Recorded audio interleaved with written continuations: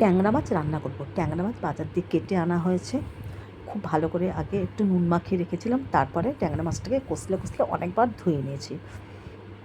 নুন দিয়ে ট্যাংরা মাছ কষলে ধুলে তাহলে কিন্তু একটু লোদ লোদ ভাব থাকে না।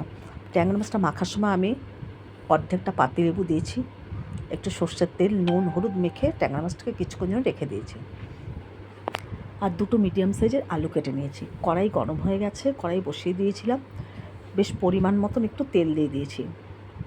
আর একটা মশলা করব, আমি নিয়ে নিয়েছি গোটা সাদা জিরে, আদা, কাঁচা লঙ্কা বেশ কয়েকটা, আর পেঁয়াজ কয়েক কোয়া, রসুন ভালো করে একটা মিহি পেস্ট করবো। আমি এর মধ্যে কোনো দই বা টমেটো ব্যবহার করব না। মাছ দেখো দিয়ে দিয়েছিলাম, এক পিঠ ভাজা গেছে, এবার উল্টে দিয়েছি।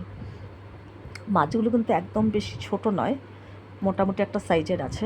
তো যাই হোক, মাছগুলো দেখো সব এক এক করে ভেজে নিচ্ছি। আর মাছগুলো একটু আমি লাল লাল করে ভেজে নিলাম।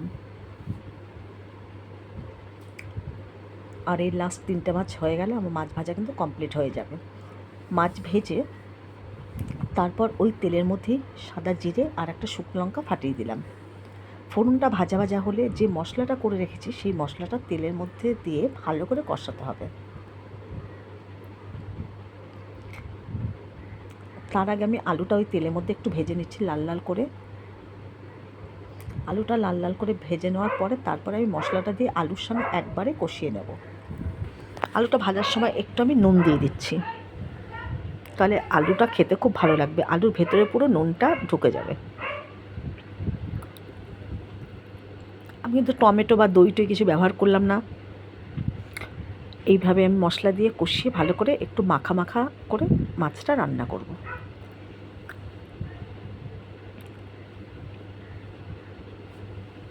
খুব ভালো করে মশলাটা কমিয়ে নেবো। এবার পরিমাণ মতন গ্যাসটাকে আমি একটু কমিয়ে নিয়েছি, সরি ভুলে গেছি, মশলা বলে দিয়েছি, গ্যাসটাকে একটু কমিয়ে নিয়েছি, নাহলে মশলাটা জ্বলে যাবে। তো যাই হোক, ভালো করে আমি মশলাটা কষাচ্ছি। পরিমাণ মতো নুন, হলুদ আর একটু কাশ্মীরি লঙ্কার গুঁড়ো দিয়ে দিলাম। আর নিয়ে নিয়েছি ধনেপাতা। ধনেপাতাটা নামানোর সময় আমি কুচি করে এর মধ্যে দিয়ে দেবো। দেখো মশলা প্রায় কিন্তু হয়ে এসেছে, আর একটু কষালেই মশলাটা আমার পুরো রেডি হয়ে যাবে। দেখো মশলা গা থেকে কিন্তু তেল ছাড়া শুরু করে দিয়েছে। আগের দিনে কিন্তু মা ঠাকুমারা রান্নায় এত কিন্তু টমেটো দিতেন না। তো যাই হোক, আমরা এখন সব কিছুতেই খুব টমেটো দিই, তো আমি আজকে টমেটো ছাড়াই করছি। সামান্য একটু আমি এর মধ্যে চিনি দিয়ে দিলাম। তোমরা ইচ্ছে করলে চিনি দিতেও পারো, নাও দিতে পারো, তাহলে পুরো রান্নাটা একটা ব্যালেন্স হয়। সমস্ত কিছু নুন মিষ্টি সব কিছু দিয়ে ভালো করে মশলার সঙ্গে একদম মিশে যায়। তো দেখো মশলাটা খুব ভালো করে কিন্তু কষা হয়ে গেছে।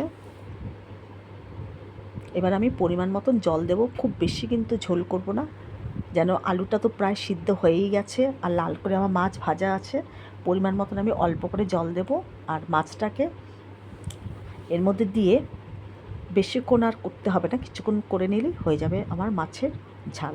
দেখো ঝোলটা কিন্তু ফুটে উঠে গেছে, এবার মাছগুলোকে দিয়ে দিচ্ছি। আমি ধনেপাতা দেবো, আমি গরম মশলা কিন্তু দেবো না।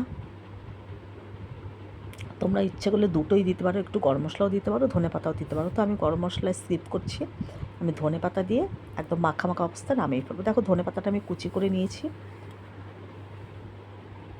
মাছটা খুব সুন্দর করে কিন্তু ফুটে উঠছে, সামান্য একটু ঢাকা দিয়ে কিছুক্ষণ রেখে দেবো। এই দেখো অনেকটাই আমার জল কিন্তু টেনে গেছে। এবার আমি এর মধ্যে ধনেপাতাটা দিয়ে নামিয়ে নেবো। ট্যাংরা মাছের ঝাল কিন্তু আমার একেবারেই রেডি হয়ে গেছে, আর একদম মাখা মাখা রাখবো। দেখো বেশি ঝোল কিন্তু নেই, আলুও কিন্তু খুব সুন্দর সিদ্ধ হয়ে গেছে। এই দেখো, এবার আমি নামানোর সময় ধনেপাতা দিয়ে দেবো। ধনেপাতা দিয়ে সামান্য একটু নাড়িয়ে ঢাকা চাপা দিয়ে রেখে দেবো। এই দেখো মাছের ঝাল কিন্তু আমার একেবারে রেডি। ট্যাংরা মাছের ঝাল দারুণ লাগে খেতে। ট্যাংরা মাছ এই এক পদ দিয়ে কিন্তু আমার এক থালা ভাত খাওয়া হয়ে যাবে। তো যাই হোক, ট্যাংরা মাছ কারা কারা ভাত ভালোবাসে অবশ্যই জানাবে।